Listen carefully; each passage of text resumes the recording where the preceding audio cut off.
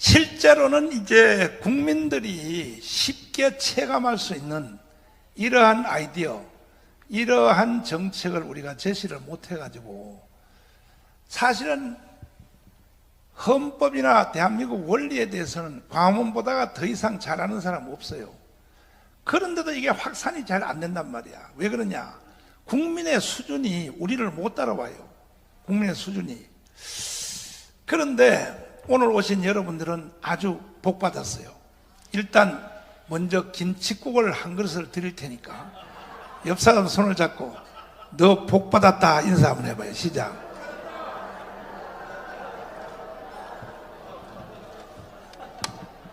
뭔 복을 받냐 하면은 오늘 이 자리에 오신 여러분들은 이제 내일부터 25평 아파트를 공짜로 한 채씩 다 드리려고 그래요. 아니 왜 표정들이 왜 시쭈구리 해 이거. 다른 말로 뭐냐, 원가주택이야. 원가주택. 무슨 주택이요? 원가주택.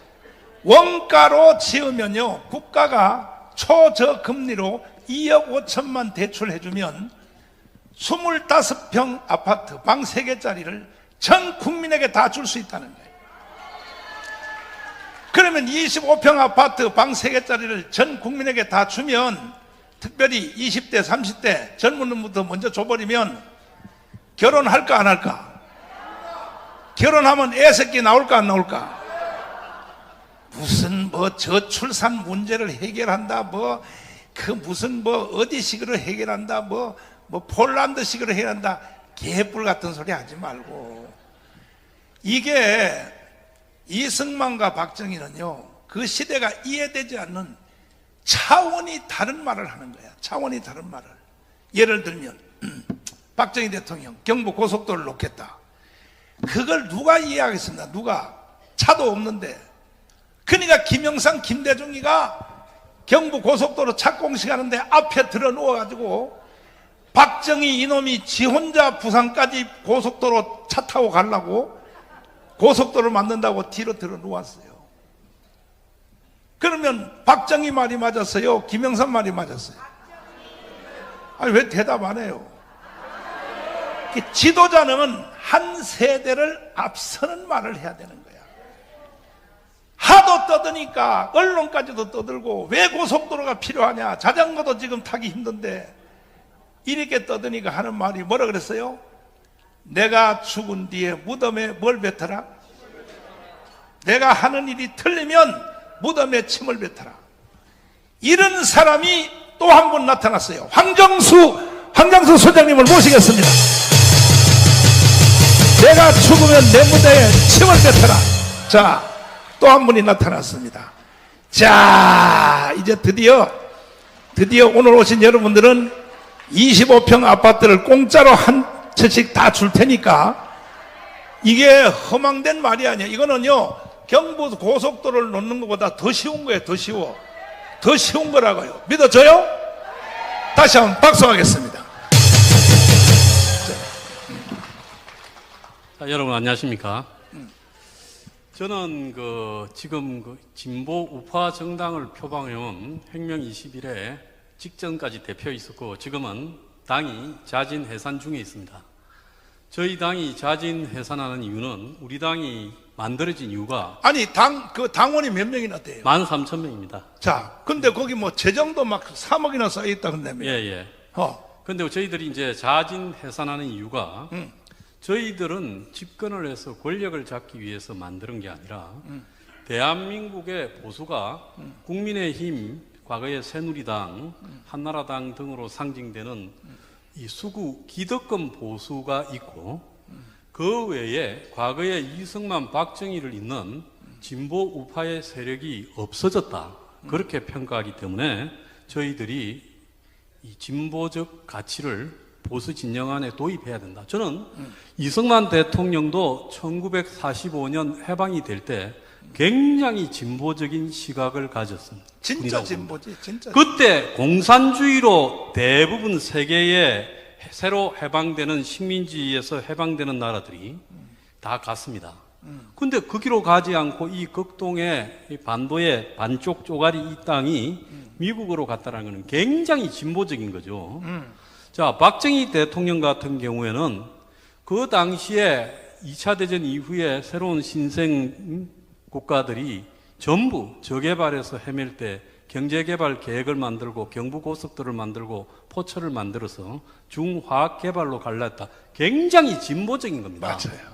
근데 그 이후에 보수의 맥은요, 기득권에 이렇게 매몰되어 가지고 보수가 수구화되어 버렸습니다. 맞아요. 여러분, 성장하는 시대에는 그게 버틸 수 있습니다. 작년에 우리나라 성장률이 얼마였습니까? 1.4%. 일본이 얼마였습니까? 1.9%예요. 잃어버린 30년이라는 일본이 한국보다 0.5% 성장률이 더 높았습니다. 한국의 성장은 여러분들이 이제 될 것 같습니까? 끝났습니다. 솔직히 말하면 우리가 인정할 거는 인정해야 돼요. 여러 가지 요건으로 볼 때요. 한국이 수출이 앞으로 잘 될 것 같습니다. 그것도 끝났습니다. 그러면 성장이 정체한 사회, 그리고 오늘 아침에 신문에요. 작년에 4분기에 출산율이 얼마로 나왔습니까? 0.65.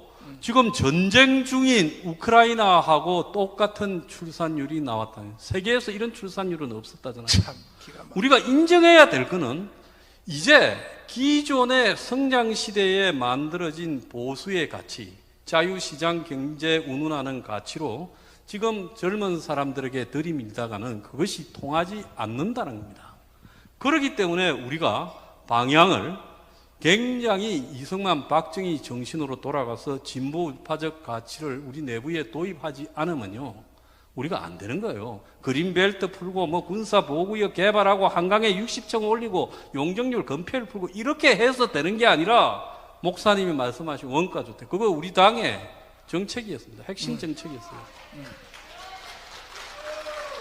우리 당이 그 원가주택과 더 나아가서 사교육 폐지, 그래서 이 공적인 교육 공간 내에 사교육을 흡수한다는 정책, 그리고 보육을 국가가 책임진다는 정책, 노인 요양을 국가가 책임진다는 정책, 그리고 공적인 고용 창출을 한다는 정책, 그리고 외노자를 다 추방해 버려야 된다는 정책, 그리고 더 나아가서 이 플랫폼이 한국 경제의 유통 구조를 다 망치고 있으니까 이제 중국 플랫폼까지 들어와서 난리니까 이 플랫폼을 제한해야 된다는 정책을 내걸었습니다.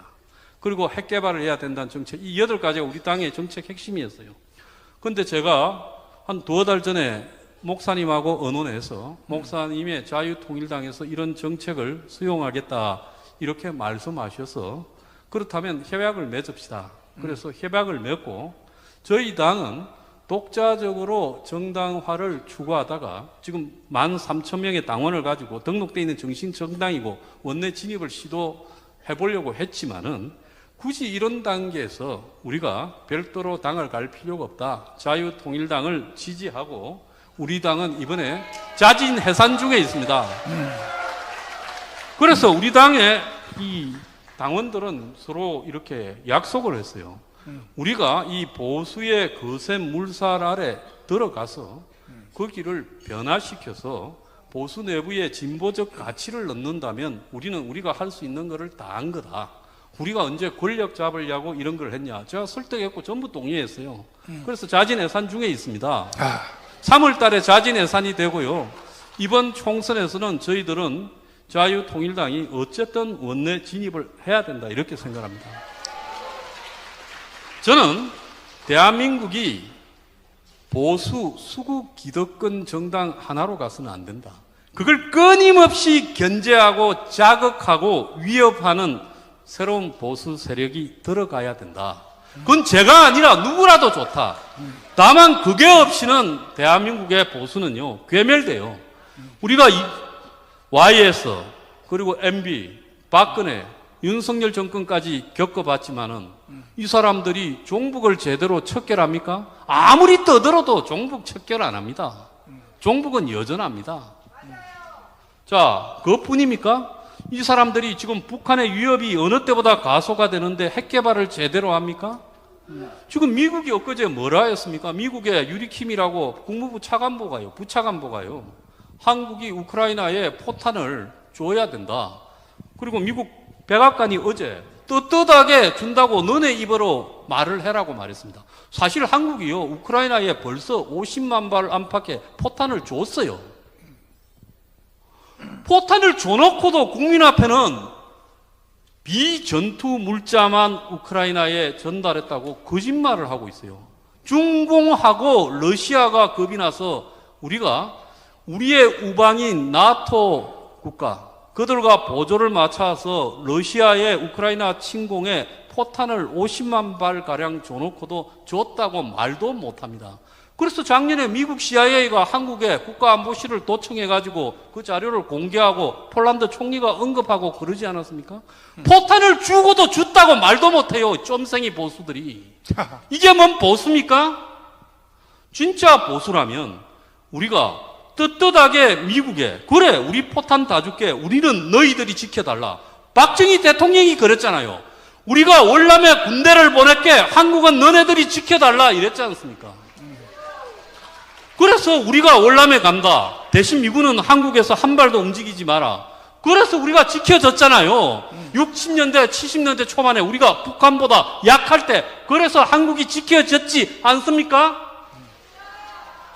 그래서 지금 우크라이나에 포탄을 갖다가 미국에 빌려줬다, 뭐 폴란드에 K9 자주포 할 때 끼워 팔았다고 거짓말하면서 국민을 속이고 있어요. 이게 한국의 보수의 비루한 실체입니다. 이런 사람들이 종북을 척결하겠습니까? 저는요, 매기가 있어야 화르가 살아서 수족관까지 가지 않습니까? 횟집에.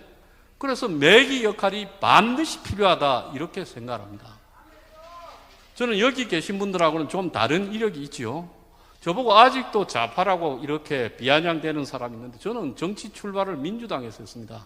임종석이, 오영식이, 이인영, 우상호, 저하고 젊은 피 5인방으로 수혈됐지만 제가 노무현이 당선될 때 반대하고 나왔어요. 자, 그리고 그 이후에 보수에서 제가 좀 있었습니다. 많이 일도 했죠.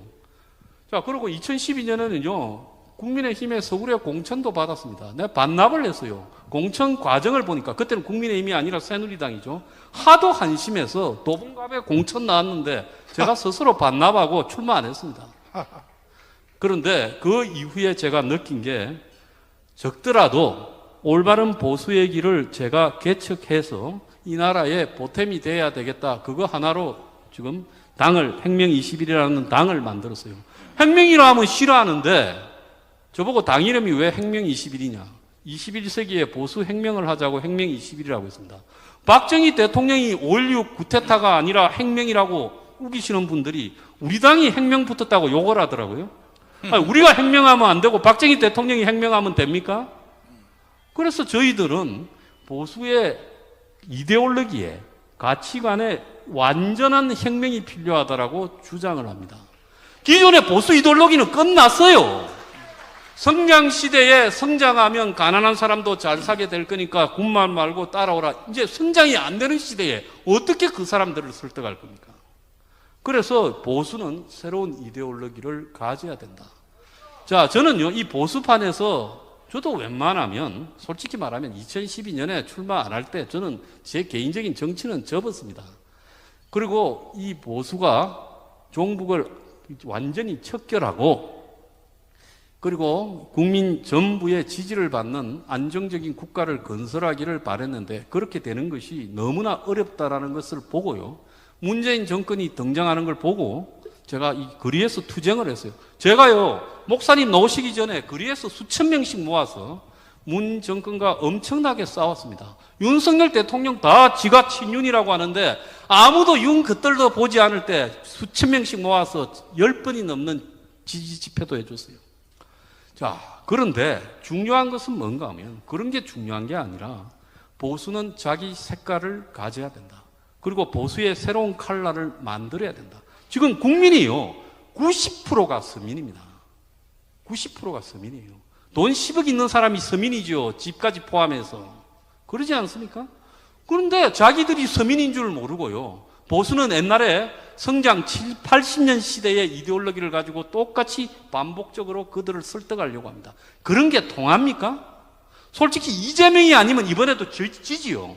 그런데 이재명이가 운동권 변방 콤플렉스가 하도 심해가지고 한동훈이가 운동권을 척결하는 게 아니라 이재명이가 86 운동권을 척결하고 있으니까 이번에 어떻게 이길지는 모르겠어요. 그렇지만은 우리가 관심을 가져야 될 것은 국민의힘이 이기고 지는가가 아니라 보수의 독자 세력이 원내에 진입해서 정치 세력화를 해야 된다는 겁니다. 저는 이 시지퍼스의 신화처럼 실패를 거듭하면서 보수의 독자 세력을 만들겠다라는 정강훈 목사님의 의지를 지지합니다. 웬만하면요, 저쯤 되면 붙어서 비례대표를 하나 받거나 한 자리를 받고 떨어졌을 건데, 그래도 어쨌든 정치 세력화를 만들어 보겠다고 끊임없이 시도하는 여기에 힘을 보태야지. 내가 당원 13,000명 데리고 우리의 가치를 갖다가 전파해서 끝까지 가보겠다, 저는 그렇게 생각을 안 합니다. 대신에 정강훈 목사님을 통해서, 자유통일당을 통해서, 광화문 세력을 통해서 우리가 가졌던요, 진보 우파의 새로운 보수의 가치를 널리 전파하려고 그렇게 작정하고 있습니다. 여러분 지지하시겠습니까? 예, 그렇다면 저는 아무 조건 없이 우리 당을 해산하고 이번에 자유통일당으로 전적으로 표를 모아드리겠다는 겁니다. 그러니까 여러분, 우리가요 이제 가진 크고 나름의 가치, 그리고 솔직히 말하면 이 보수에서 기득권에 붙어먹는 이 섭성이라는 것은, 아까 신혜식 대표가 말씀을 잘 하셨대요. 머슴이 수준이 아니라 제가 볼 때는 치욕스러운 수준이고, 이것은요 기득권 보수도 죽고 결국 한국에서 보수가 괴멸로 가도록 만드는 우리 잘못된 행동입니다. 그래서 여기서 진짜 중요한 것은 우리가 죽든 살든 이번에 원내에 우리의 세력을 진입시켜야 된다. 그걸 보여줘야 된다는 겁니다. 반드시 그렇게 합시다. 감사합니다. 박수하겠습니다.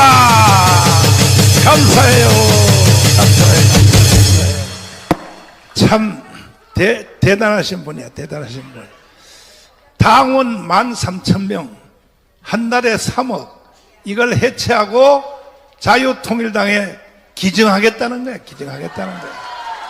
내일도 13,000명 광화문으로 총동원령 다 내려놨다는 거야. 이 황장수 세력은요 광화문보다가 더 무서워요. 조직이 이 완전히 보니까요 북한 공산당보다 더 세. 근데 이런 분이 우리 광화문과 함께 합쳐서 반드시 국회를 진입하자고 한다면 나라는 살 수 있는 것입니다. 오늘 여러분 잘 오셨지? 아파트 25평짜리 한 개씩 다 가져가란 말이야. 반드시 실현한다 이 말이야. 다시 한번 박수로 경배하겠습니다. 감사합니다. 네. 자, 참 여러분 복 받았네. 그 아파트만 그러면 25평짜리 방 3개 주면 뭐하냐? 먹고 살 길이 없는데. 그래서 내일 나오는 사람은 종신연금 한 달에 죽을 때까지 100만 원을 준다는 거야. 준다고야.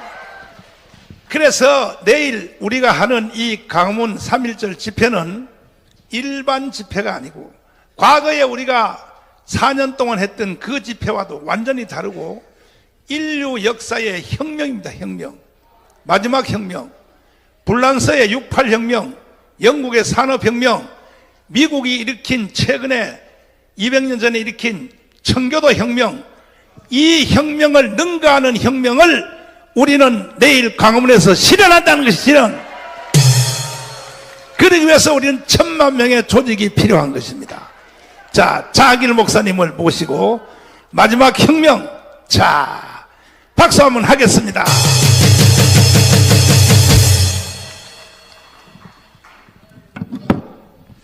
와, 환영합니다. 저는 요즘에 보니까 그 27일 날인가요? 27일 날 MBC 뉴스에서 뉴스를 딱 보고 하는데 여기 한번 좀 띄워줘 보세요.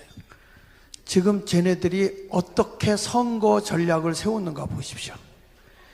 지금 뉴스를 하다가 한국에 지금 공해가 1이다 라고 하는 얘기를 하면서 저거 일자를 파란 것으로 딱 띄워놨으면 저게 어디를 선전하고 있는 것입니까?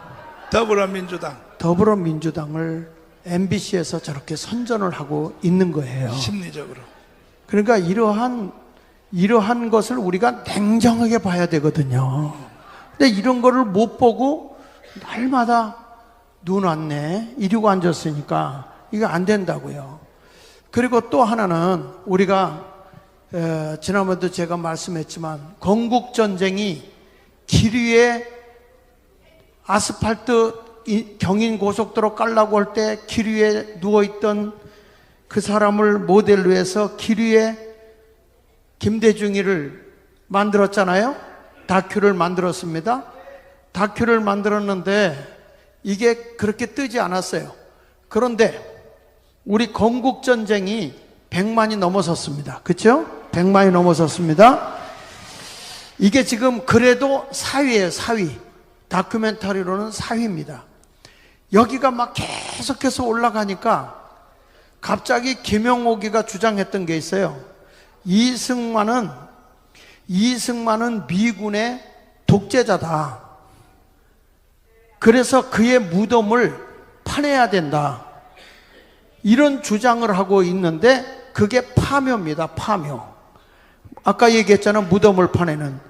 근데 이것을 비유돼서 무당을 데려다가 풍수지리에 의해서 구술해가지고 영화를 만들었는데 긴장감을 막 고조를 시켜가면서 했는데 지금 아까 제가 보니까 이 영화가 지금 일주일도 안 됐는데 300만이 넘었어요. 이 파묘라고 하는 것이 그렇게 돌고 돌아가는 거예요. 그러니까 여러분 이게 뭘 지금 나는 이렇게 생각하는 거예요. 나는 목사이기 때문에 지금 이게 정치 싸움이 아니고 영적 싸움을 하고 있구나. 귀신을 가지고 지금 저들을 파고 들어가고 있는 거예요. 그러니까 보세요. 언론도 그렇고 문화적인 것도 그렇고 다 지금 장악해 들어가고 있는 이 모습을 보면서 우리가 이렇게 모였으니까 이길 것이다? 절대 아니라는 거예요. 저들은 이미 여러분 보세요. 이 주민자치위원회라고 하는 걸 통해서 마을마다 위원회가 어마어마하게 많이 있습니다. 그리고 제가 전교조하고 싸움을 하면서 교육청을 들어가 봤더니 교육청 안에만 위원회가 수백 개예요. 수백 개. 그러면 그들이 전부 다 어디를 지지하고 있느냐? 전부 다 저쪽에 좌파를 지지하고 있는 거예요. 좌파를.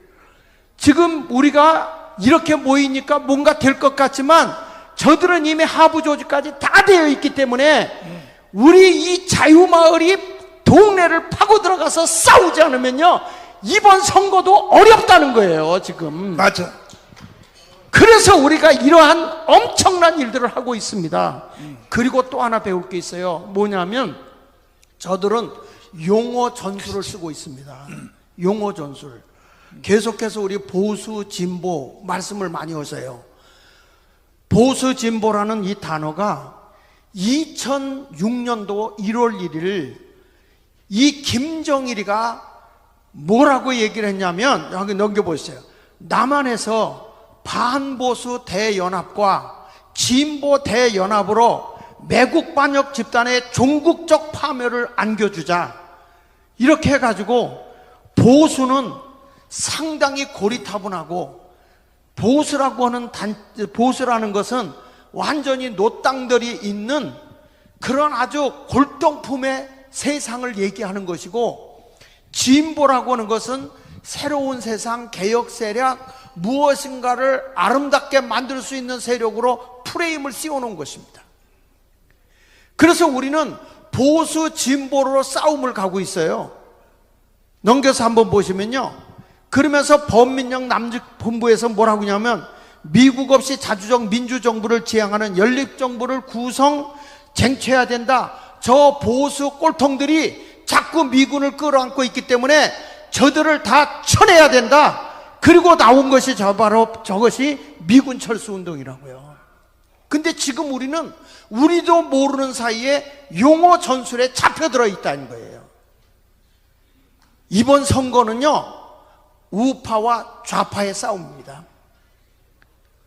우파가 장악하고 나서 새로운 것을 우리가 나갈 때, 새로운 개혁을 할 때 그때 가서 진보를 해야지, 사상적으로 지금 보수와 진보를 딱 프레임을 씌워놨어요. 넘겨서 한번 보시면요, 여기 보세요. 진보 보수 프레임으로 쟤들이 선거 공작을 한다고요. 아, 저기 국민의힘 보수 꼴통들, 우리는 진보야. 그러니까 지금 국민의힘도 어디로 갑니까? 보수 좌파로 가는 거예요. 보수 진보라고 해서 좌파로 넘어가는 거예요. 지금 우리 저들 선거하는 걸 보세요. 지금 공천하는 사람들 보세요. 정말 대한민국의 자유민주주의 시장경제 한미동맹을 굳건하게 하면서 기독교의 정신에 의해서 나라를 바로 세우자는 게 없어요. 정신 빠진 당이에요. 정신이 없어요. 정신이. 여러분, 그래도 정신이 제대로 들어있는 데는 자유통일당밖에 없어요. 그래서 우리는 어차피 국민의힘과 같이 가야 돼요. 그래서 200석을 만들어야 됩니다. 근데 저들이 정신없이 막 홀려 들어갈 때 정신 있는 당이 있어요. 어딥니까? 이 당이 가서 정신 있게 저들을 이끌고 가야 되기 때문에 반드시 당에 입성해야 된다 이거예요. 자, 넘겨서 한번 보세요. 여기 보세요. 진보 대 보수 프레임은요, 총선의 독극물이에요. 그래서 제가 이게 나도 보수 좋아하고 진보 좋아해요. 저는 목회자 세계에서도 상당히 진취적인 목사 중에 하나예요. 그런데 제가 여기 나오니까 우리 감리교에서 그러더라고. 장 목사가 왜 거기 나가서 그래? 나도 처음에는 전 목사님이 대한민국 망했다고 외칠 때에 안 망했는데. 근데 저분이 주장하는 거를 자료를 찾아서 보니까 대한민국이 진짜 망했더라고요. 망했어. 그래서 제가 더 나가는 거고, 이 자리를 들어서 여러분에게 제가 사과 하나 드리는 건, 우리 형제 때문에 이번에 여러분들의 마음을 불쾌하게 했던 거에 대해서 조금 죄송하게, 아니 많이 죄송하게 생각합니다.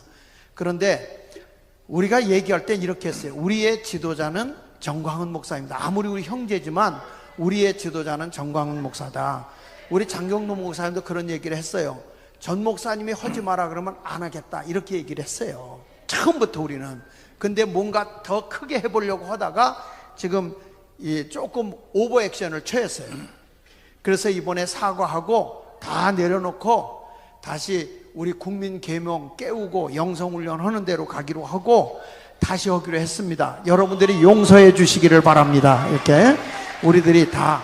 그러니까 우리 형제들은 전 목사님이 지금의 지도자입니다. 그렇기 때문에 우리는 전 목사님이 하지 말라면 안 하지, 옆에서 형제로서 얘기하지만 주장하지는 않습니다. 나는 진짜 우리 전 목사님이 되게 어려워요. 수학 문제도 아닌데 상당히 어려워요. 어려워. 그래서 이렇게 뭘 할 때 직접 제가 얘기하지 않고 누굴 통해서 제가 얘기를 하는 그런 스타일입니다. 근데 개인적으로는 하나도 어렵지가 않아요. 그런데 일을 할 때는 엄청 어려워요. 뭐 하나 합시다, 말하기도 굉장히 어려워서 제가 적극적인 것 같지만은 상당히 소극적이에요. 그래서 이런 것을 보면서 우리는 성전 선동 전략에 우리는 쏙지 말자 해서 제가 이 말씀을 하는 겁니다. 넘겨서 보십시오. 여기 뭐 보수는 쟤들이 볼 때 어떻게 하냐면 수구 꼴통으로 프레임을 씌워놨어요. 그리고 진보는 뭐냐? 혁신과 변화를 상징하는 것처럼 미화시켰어요. 다음에 넘겨서 보십시오. 그러나 우리는 알아야 돼요. 여기 보십시오. 더불어민주당 밑에 얘들 여러 당이 있죠. 그렇죠? 좌파당입니다. 그런데 국민의힘은 이 우파는 국민의힘 혼자 있으니까 이들이 자기들끼리 공격하는 거예요. 여러분, 박근혜 대통령을 탄핵시킬 때 누가 탄핵시킨 겁니까? 유승민. 이 동네는 질문 같지 않으면 대답을 안 하네요. 국민의힘 당원들이 찬성해서 된 거예요. 그렇지 않습니까? 근데 이런 것을 딱 잡아내고 안 돼! 하고 끌고 갈 수 있는 당이 있었다면 절대 그런 일이 일어나지 않죠. 보수 우파에 있던, 저 우파의 대통령들은 다 감옥에 가고 재산 다 뺏겼어요. 저들은 아주 성지가 되고 큰 소리 땅땅 치고 있어요. 문재인 같은 사람 아방궁을 짓고 살고 있어요. 저렇게 죄를 범하고도, 죄를 그렇게 많이 지고도 이재명이 큰 소리 치고 지금도 안 잡혀가는 거 보세요. 그것도 기적이야. 그래서 우리는 이 좌파 정당과 맞싸우기 위해서 우파 정당인 자유통일당이 이번에는 입성을 해야 된다 이거예요. 그래야 국민의힘을 잘 이끌고 갑니다. 왜? 우리는 한 명이 들어가도요 뒤에 1000만이 있어요. 한 사람이 외칠 때 뒤에 1000만이 직접 민주주의로 나와서 외쳐줄 수 있다 이거야. 그렇기 때문에 우리는 힘 있는 당입니다. 한 명이 1000보다도 나은 거예요. 그러니까 우리 이번에 국민의힘을 우리는 반대하는 건 아니지만 함께 가는데 너무 약하다. 제대로 된 자유민주주의 시장경제 한미동맹 굳건하게 하면서 가는데, 하나만 더 넘겨서 제 말을 마치겠습니다. 여기 보면 반보수 대연합을 우리가 쳐부수기 위해서 넘겨주세요. 진보는 현재 지금 싸울 때는 이렇게 생각해야 돼요. 저들이 주장하는 더불어민주당이 주장하는 진보는 주사파, 간첩, 빨갱입니다. 그렇게 하고 싸워야 돼요. 왜 얼굴들이 다 저쪽에서 온 얼굴이요? 우리는 반드시 이깁니다. 이번에는 이길 수 있습니다. 아니 오늘도 보니까 3.1절 내일 집회에 저 일산에 있는 한 교회는 젊은 사람들이 많이 모이는 교회거든요. 1000명을 데리고 오겠대. 1000명을. 아 여러분, 지금 여기저기서 교회들이 꿈틀거리고 있습니다. 이제는 우리는 반드시 이깁니다. 국회에 입성해서 대한민국 바로 세우게 될 걸 믿습니다. 감사합니다. 자, 다시 한번 박수하겠습니다. 지금 대한민국에 혁명이 일어나고 있습니다. 자, 이제 새로운 한 분을 잠깐 모시겠는데, 우리 자유통일당에서 정책위 의장으로 우리가 초대를 했습니다. 자, 유재일 대표님 앞으로 모시겠습니다. 박수하겠습니다. 이 대표님은 원래 좌파 쪽에 있었던 분입니다. 외국어 대학을 졸업하셨는데, 사실 우리는 지금 현재 대한민국에 잘 사는 것은 이승만과 박정희 때문에 우리가 잘 살게 되거든요. 근데 이승만과 박정희가 돈을 다 만들어 놨더니 좌파 새끼들이 다 훔쳐가는 거야. 요걸 이제 설명하려고 그러는 거야. 어떻게 좌파들이 훔쳐가는지. 자, 다시 한번 박수하겠습니다. 여러분, 일단 우리가 이제 쟤들은 자주파라고 부르고 우리는 주사파라고 부르는 저 사람들, 반역가죠. 반역하는 인간들인데, 반역하기 위해서 쟤들이 평소에 하는 건 도둑질입니다. 도둑질이에요. 저는 그걸 최근까지 지켜봤고요. 그래서 쟤들이 어떻게 도둑질을 하는지를 압니다. 그거를 제가 지금 설명을 드릴 거예요. 그리고 제가 이 얘기를 하기 전에 서두에 말씀드릴 건, 요번에 반드시 원내에 진입합니다. 와! 이미 여론조사에서 3.4가 나왔어요. 자, 이거는 걱정들 하지 마시고 사표된다 이런 생각하지 마세요. 요번엔 그냥 찍으면 국회의원이 되는 겁니다. 뭐 2.9 얼마 돼서 이런 거 없습니다, 여러분. 무조건 찍으세요. 자, 일단 이것 드리고 이제 말씀을 드리면, 이제 우리가 속으면 안 되는 게 있어요. 우리가 약자를 돕는다. 옳은 일이죠. 약자를 돕는 건 옳은 일인데, 약자를 우대한다? 이거 잘 생각하셔야 돼요. 자, 보세요. 얘네들이 얼마나 약자를 팔아먹냐면, 윤미향이 팔아먹은 얘기는 이미 세상이 다 하는 얘기고, 여러분 사회적 기업이라고 들어보셨어요? 자, 그거 보수들도 같이 해준 겁니다. 법 같이 만들어줬어요. 유승민 같은 사람들이 같이 쟤네들이 하자는 법 만들어준 건데, 직원이 100명이 있으면 그 중에 30명을 사회적 약자를 뽑으면, 30%를 사회적 약자를 뽑으면, 그럼 어떻게 되느냐? 그러면은 수의 계약을 할 수 있어요. 공공 입찰에서. 나라 입찰에서 5천만, 그것도 문재인 때 원래 2천만 원까지였거든요. 근데 그걸 5천만 원짜리로 늘려줘요. 자, 그러면요, 여러분 보세요. 그러면 거기서 이제 약자에서 되게 웃기는 게 뭐냐면 장애인도 있고요. 장애인, 뭐 차상위 계층, 뭐 경단녀 이렇게 있어요.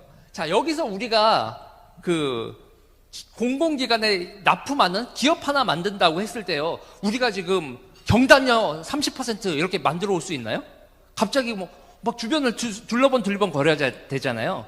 쟤네들은 장애인, 경단녀, 여성단체연합 이런 식으로 해서 이미 다 조직화가 돼 있는 상태에서 그리고 자기네들이 자리를 차지하잖아요. 정권을 차지하고 지방자치를 먹은 다음에 딱 요게 먹었네 그러면 단체를 만들어서 나라 돈을 쏙쏙 빼먹는 거예요. 자 보세요. 그러면 약자라고 해서 그렇게 봐주면 어떤 일이 벌어지냐? 정직하고 성실하게 일하고 물건 만든 사람들이 자기네들이 공공 입찰해서 밀렸는데 왜 밀렸는지 설명도 안 해줘요. 그냥 수의 계약을 해버린단 말이에요.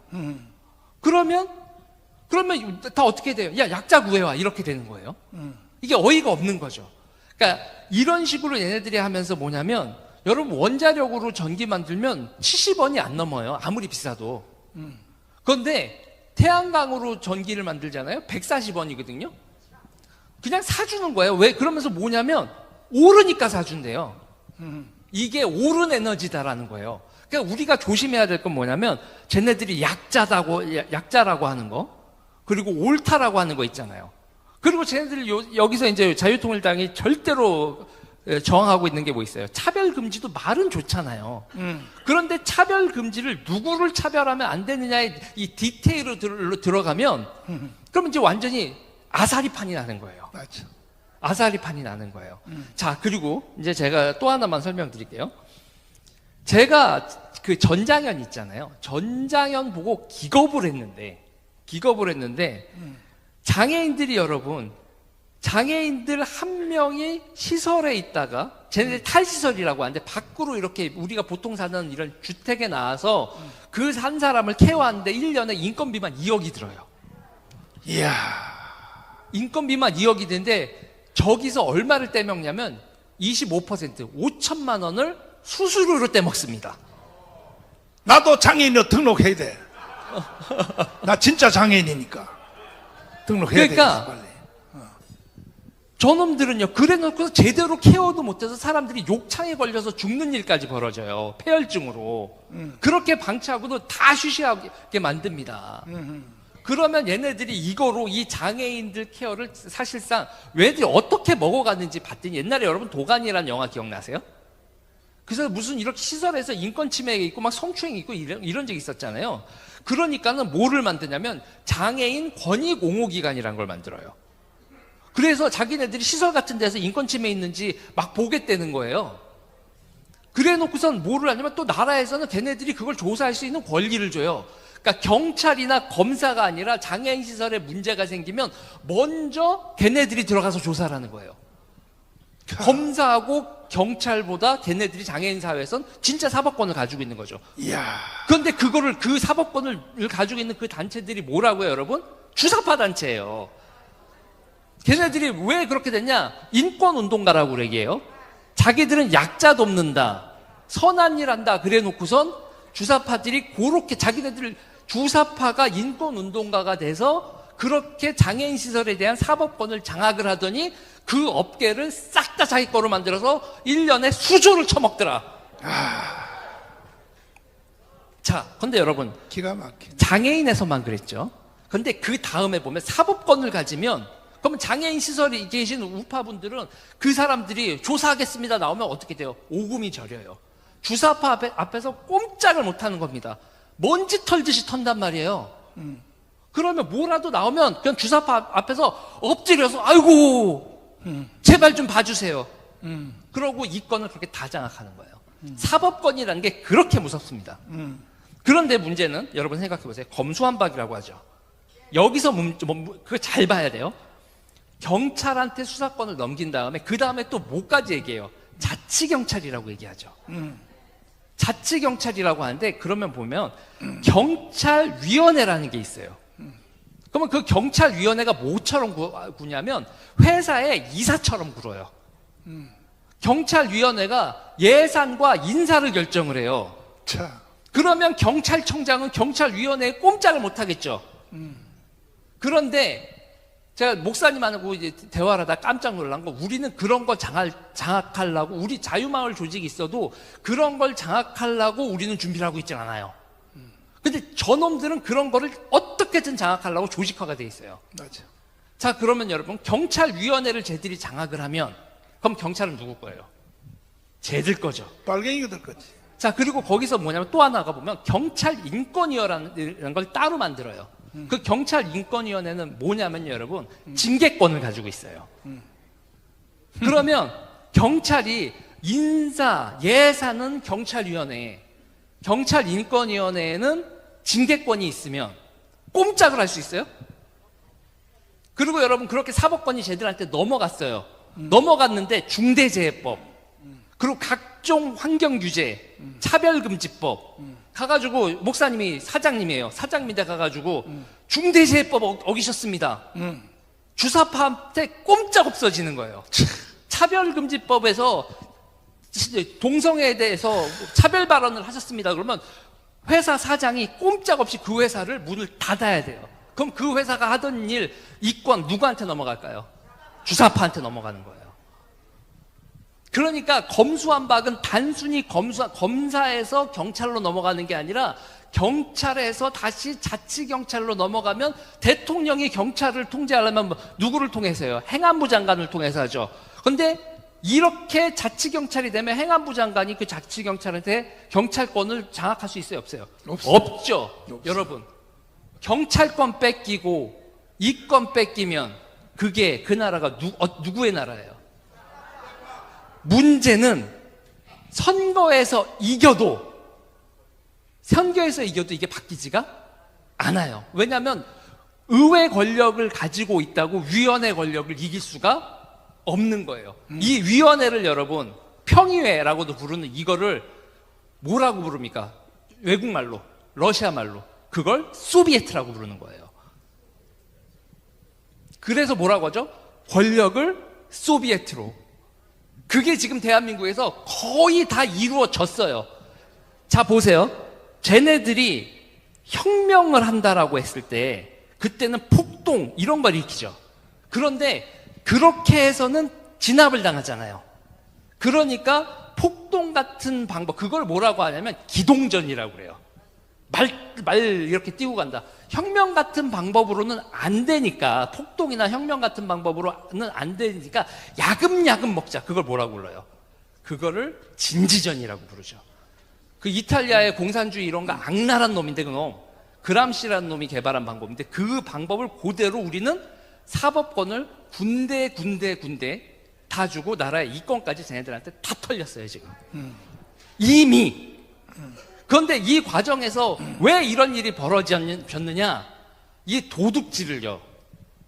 왼쪽 애들이 도둑질을 하는 걸 봤으면 오른쪽이 말려야 되잖아요. 근데 야, 너 좋은 거 만들었구나. 나도 해먹을래. 이게 지금 대한민국 보수가 망한 근본적인 원인이에요. 망하는 거야. 왼쪽 놈들이 나라 세금 도둑질을 하는 걸 만들면 개발은 걔네들이 해요. 이게 또 이 국민의힘 이것들이 순진해가지고 그런 걸 지들이 적극적으로 개발을 못해. 디테일하게 이렇게 만들어 놓으면 거기 가가지고 나도 한 입만 이래 놓으면 나라가 도둑놈들만 넘쳐나고, 그 도둑놈들 속에 누가 숨어 있다? 반역하는 놈들이 숨어 있는 거예요. 그러니 같은 도둑으로는, 자기는 반역은 할 놈은 아니라고 해도 도둑질로는 공범이잖아요. 이재명, 곽상도, 박영수 이런 사람들, 박근혜 정부의 민정수석이 이재명하고 같이 손을 잡고 있었잖아요. 도둑질에 왼쪽 오른쪽이 없었잖아요. 그러니 같이 도둑질을 해줬으니 이 새끼들의 반역에 대해서 얘기할 수가 있겠어요, 없겠어요? 없죠. 막아야 되잖아요. 어떻게 막을까요? 우리가 막는 거예요. 우리가 자유통일당이 막는 거고, 우리가 요번에 원내에 진입해서 막는 거고, 국민들한테 이렇게 나라가 돌아가고 있다라는 개꼬라지로 돌아가고 있다라는 거에 대해서 우리가 국민들한테 알려야 돼요. 여러분, 요번 총선에서 우리는 원내 진입을 하고요. 해야만 합니다. 여기까지 하겠습니다. 박수하겠습니다. 감사합니다. 그러니까 대한민국은 지금 어느 한 분야를 고쳐서 쓸 수 없는 상태야. 그러니까 이때 할 수 있는 것은 뭐냐? 혁명으로 맞짱 떠야 돼. 그래서 내일을 우리는 혁명으로 선포한 거야. 1000만 명이 광화문 광장에 뛰어나와서 혁명으로 맞짱 떠서 국가 체질 전체를 다 바꿔야 된단 말이야. 아니 보니까요, 약자들이 돈 다 이름 대고, 아니 내 그 목 사진 한번 비춰줘봐. 나는요 장애인 중에 장애인이요. 나는요 걸어 다닐 수도 제대로 없는 장애인. 보라고요. 내 목 수술한 거 한번 보라고요. 자, 이거 장애인 하면 내 1급 이상은 나올 걸 아마. 야야 빨리 붙여봐라. 내 목 사진님이 보세요. 어디 갔어? 저기 목 사진 보세요. 저는 장애인 몇 급 판정 받겠어? 특급이야, 특급. 그런데 나는 장애인 등록 안 하잖아요. 등록하면요, 돈이 뭐, 아까 보니까 뭐, 한 사람당 얼마나 온다고요? 1억씩. 아이, 좋아. 난 내일 등록해버려요. 나도. 우리 우파들은 이런단 말이야. 우리 우파들은 다 알면서도 내가 이걸 모를 줄 알아요? 다 알면서도 나 장애인 등록 안 하는 거야, 일부러. 왜? 국가와 공동체를 위하여. 이해가 되십니까? 그런데 이 좌파 빨갱이들이 말이야, 거짓말로 돈 다 빼가가니 이거는 혁명으로 맞짱 떠야 되니까 이번에 단순히 국회 20석 들어가서는 안 돼. 혁명으로 맞짱 떠서 나라 전체를 들러 엎어버려야 되는 거야. 동의하십니까? 자, 이제 위대한 분들이 점점 더 몰려오고 있습니다. 이종혁 의원님이 오셨는데, 자, 앞으로 모시겠습니다. 박수하겠습니다.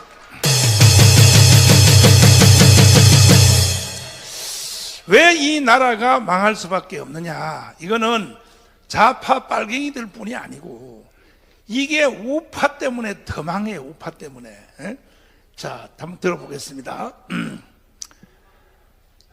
의원님, 오늘 예. 저 국회 정론관에서 기자회견 하셨죠? 기자회견 했습니다. 그 기자회견 내용을 한마디로 하면 무슨 내용이었습니까? 자유민주주의와 대한민국을 살리는 애국 국민 세력에 동참하기 위해서 나는 그동안 37년 몸담았던 국민의힘을 떠나고 자유통일당에 입당한다. 와!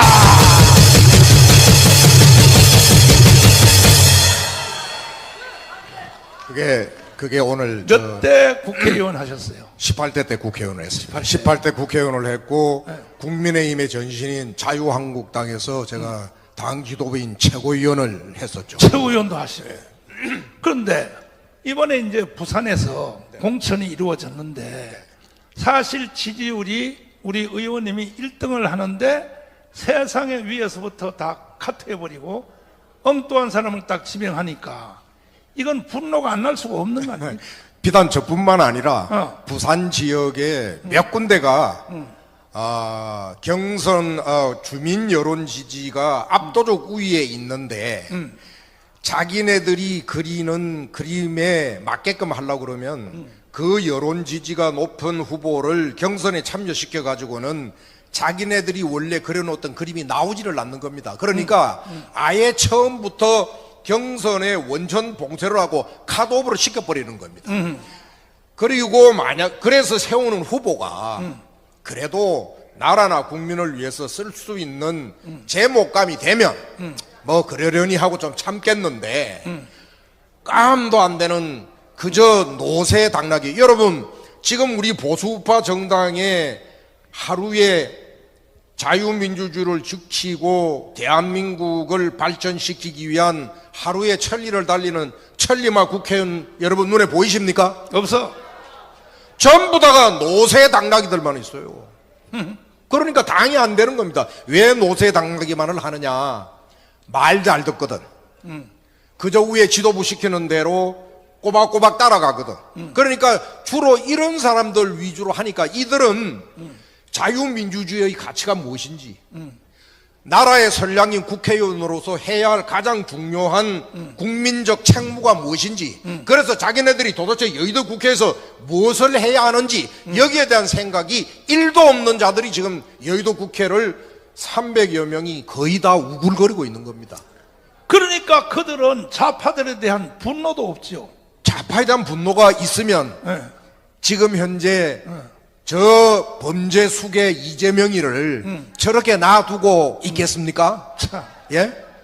근데 지금 현재 국민의힘 정당의 공천권은 사실은 공심위원장이 아니라 한동훈 한동훈발이죠. 대표가 딱 틀어지고 있는 거죠. 예. 그리고 그 밑에 같이 포진하고 있는 예. 일부 윤핵관발들, 그렇죠. 그들이 지금 공천을 좌지우지하고 있는 겁니다. 그런데 윤핵관 더하기 한동훈까지 합해서 네. 공천하는 걸 내가 가만히 보니까 용산에 있는 대통령을 포위하는 공천을 하는 거야. 지금 현재 그러한 얘기들을 하고 있죠. 하고 있죠. 왜 그러냐면 네. 이미 그들은 절반 가까이를 지난 윤석열 정권에 대한 관심보다는 권력의 단물을 빠는 데에만 항상 시선이 가 있는 사람들이기 때문에 자기 권력이 뭐냐, 다음에 누구한테 잘 보여야 내가 내 정치 생명을 계속 국회의원 배치 달고 유지해 가느냐. 그러다 보니까 지금 현재에 부상하고 있는 한동훈 비대위원장 중심으로 지금 저 공천을 가지고 줄을 서고 용산을 포위하고 있는 거죠. 아마 제가 보건대는 나는 윤석열 대통령이 참 측은해 보입니다. 그럼 참 측은해 보입니다. 아니 선거 끝나면 또 박근혜처럼 또 탄핵당할지도 모르겠네. 지금 현재 이번 만약에 총선의 결과가 저는 그래도 정광훈 목사님 그리고 또 광화문 애국 태극기 세력 우리 자유통일당이 있기 때문에 그래도 총선에 이길 것이다 이렇게 생각을 하고 있지만 만약에 총선 필패로 끝난다면은 바로 저들은 윤석열 정권을 이미 조국신당 같은 경우에는 윤석열 정권의 조기 종식이 그들이 내건 제일 첫 번째의 정당 정책입니다. 바로 끌어내릴 겁니다. 그렇게 되면은 또 우리는 대한민국은 나락과 절벽으로 떨어지는 거죠. 그런 위기에 지금 처해 있습니다, 여러분. 우리가 이거를 분명하게 알아야 됩니다.